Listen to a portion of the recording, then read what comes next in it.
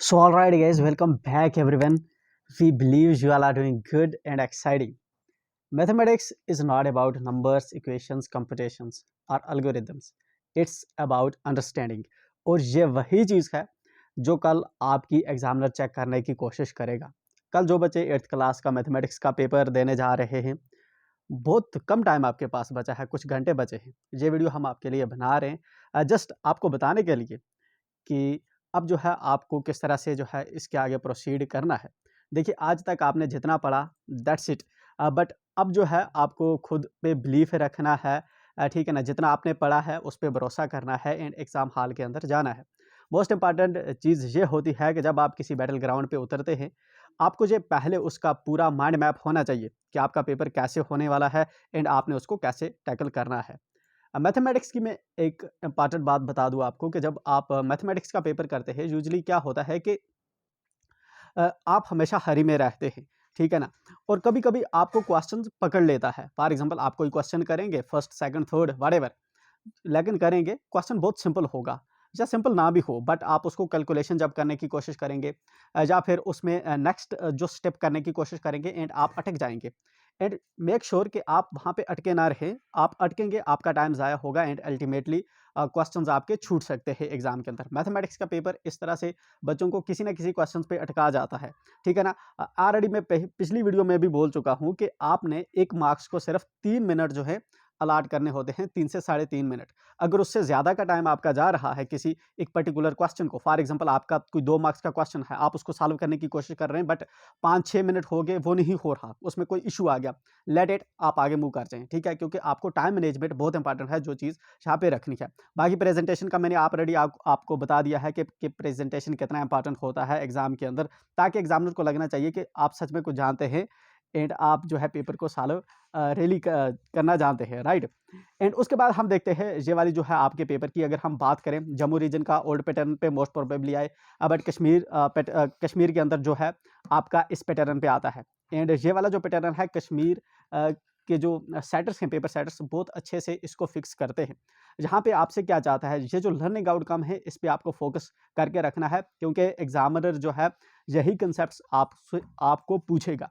In case अगर ऐसे questions आते हैं जो आपकी मतलब इन केस बुक से भी नहीं होते या फिर आपसे जो है लंबे-लंबे लिखे होते हैं बट आप उनको अगर समझने की कोशिश करेंगे एंड उनको थोड़ा टाइम देंगे तो बहुत ईज़ी आप सॉल्व कर लेंगे। एग्ज़ामिनर कभी नहीं चाहेगा कि आप किसी क्वेश्चन के अंदर फँसें। एग्ज़ामिनर हमेशा चाहता है कि आप पेपर को बहुत आसानी से सॉल्व कर पाएँ, प्रोवाइडेड ये कि आपने वो कांसेप्ट्स पढ़े हैं जो एग्ज़ामिनर आपसे चाहता है। जहाँ पे हम बात करते हैं पहले है आपको solve puzzles, daily life problems, algebraic expressions, factorization algebraic expression से होल्ड होना चाहिए इस पे, ठीक है? अलजेब्रिक आइडेंटिटी से किस तरह से क्वेश्चंस को सॉल्व करते हैं, ठीक है ना? ए प्लस बी का होल स्क्वायर क्या है, किस तरह उसको लगा के करते हैं हम, ए माइनस बी इंटू ए प्लस बी किस तरह से करते हैं, आपको होना चाहिए। फैक्टराइजेशन के जो क्वेश्चंस हैं आने चाहिए आपको, ठीक है ना? डायरेक्ट एंड इनवर्स प्रोपोर्शंस पे किस तरह से जो क्वेश्चंस हैं हम करते हैं, किस तरह से हम जो है इनको जो है सॉल्व करते हैं, राइट? देन आपका जो है अ, एरिया जो है ट्रेपीजियम, पॉलीगन्स वगैरह का किस तरह से निकालते हैं, स्क्वायर का किस तरह से निकालते हैं, रेक्टेंगल्स का किस तरह से निकालते हैं, अकॉर्डिंगली सरफेस एरिया आपका वॉल्यूम का एंड सिलिंड्रिकल ऑब्जेक्ट्स जो हैं इनका किस तरह से निकालते हैं। जब आप सरफेस मेंसुरेशन के क्वेश्चन सॉल्व करने की कोशिश करेंगे तब आपको यूनिट्स का भी ध्यान रखना होता है। कहीं सेंटीमीटर या मीटर में तो अलग-अलग तरह से यूनिट तो आपको क्वेश्चन के अंदर नहीं दिए हुए, ठीक है ना? देन आपका जो है ग्राफ्स को आप इंटरप्रेट कर पाएँ, ठीक है? देन आपको आइडेंटिटीज़ के जो डिविजिबिलिटी रूल्स होते हैं, उस पे भी आपको जो है 3 से 4 नंबर देखने को पेपर के अंदर मिलते हैं। देन आपका जो है जो पावर्स एंड एक्सपोनेंट्स को आप किस तरह से जो है सिम्प्लीफाई करते हैं, वो चीज़ भी हम ऑलरेडी डिस्कस कर चुके हैं, हमने मॉडल पेपर के अंदर देखा था। तो पहले आपके इस तरह से ऑब्जेक्टिव रहने वाले हैं, ठीक है? जस्ट ये वाले जो मेथड्स हैं, ये आपको पता होना चाहिए। मोस्ट प्रोबेबली ये जो है एग्ज़ामिनर आपको रिपीट करेगा, 2 क्वेश्चंस के जो स्टैट्स होंगे, वो डिफरेंट हो बट जो है कॉन्सेप्ट को रिपीट करने की कोशिश करेगा। जिस तरह से जहाँ पे आप देखें तो जिस तरह से डिविजिबिलिटी रूल के किसी कॉन्सेप्ट पे ये जहाँ पे ऑब्जेक्टिव आपसे पूछ रहा है ठीक है ना? जहाँ पे ये जो है नीचे इस तरह से आपको जो है क्यूबिकल बक्स जो है ऊपर लर्निंग आउटकम्स में आपको इसने हाई जैसे हिंट किया था एंड अकॉर्डिंगली नीचे पूछ रहा है, ठीक है? तो ये चीज़ें जो है इसी तरह पैटर्न पे आपको जो है एक्सपोनेंट्स को आप किस तरह से एक्सपेंड करेंगे, किस तरह से सॉल्व करेंगे ये चीज़ें आपको इस तरह से देख के रखनी है। ठीक। तो ये है आपका जो पेपर। तो ये आपको जैसा मैं एक्सपेक्ट कर रहा हूँ जनरली ऐसे कैसा ही मिलेगा। ठीक है ना? ये वाले क्वेश्चंस नहीं होंगे, क्वेश्चंस डिफरेंट होंगे, मे बी बुक से भी ना हो, बट आपको जो है प्राइमरी जो मेथड्स हैं, कंसेप्ट्स हैं, उनका पता होना चाहिए। ठीक है? अ, तो ये फैक्टराइज वगैरह एंड यहाँ पे ये जो क्वेश्चन नंबर 10 है, इसके अंदर जो है आपको सेकंड टर्म में से फर्स्ट टर्म निकालनी है। ये हमने उस वक्त सॉल्व करते वक्त गलत तरीके से किया है, तो मेक श्योर आप इसको ठीक करें, इसको ना करें गलत। ठीक है? बाकी कोऑर्डिनेट्स किस तरह से लिखने हैं ये हम ऑलरेडी डिस्कस कर चुके हैं। ठीक है? पाइथागोरस थ्योरम पे भी आपको जो है क्वेश्चंस आ सकता है, बहुत इंपॉर्टेंट रहता है। ठीक है? ट्रेपेजियम का एरिया या ट्रायंगल का एरिया जो है निकालना अगेन इंपॉर्टेंट रहता है। सिलिंड्रिकल टैंक वगैरह का जो है आपको कैपेसिटी निकालनी भी बहुत इंपॉर्टेंट रहती है, जहाँ पे जो है जिस तरह से जहाँ पे आपको यूनिट को जो है ध्यान रखना होता है, अकॉर्डिंगली आप इसका देख लेंगे। ठीक है?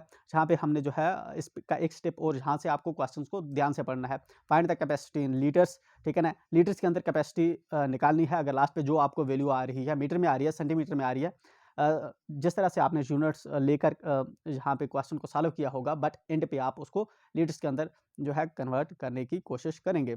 तो ये रहेगा आपका प्राइमरी जो पेपर। मैं एक्सपेक्ट कर रहा हूँ कि पेपर ऐसा ही आना चाहिए। ठीक है ना? और जो लर्निंग आउटकम्स हैं, इसके अंदर जो कॉन्सेप्ट्स हैं, नीचे आप जितने भी क्वेश्चंस देखेंगे ये उन्हीं पे बेस्ड हैं।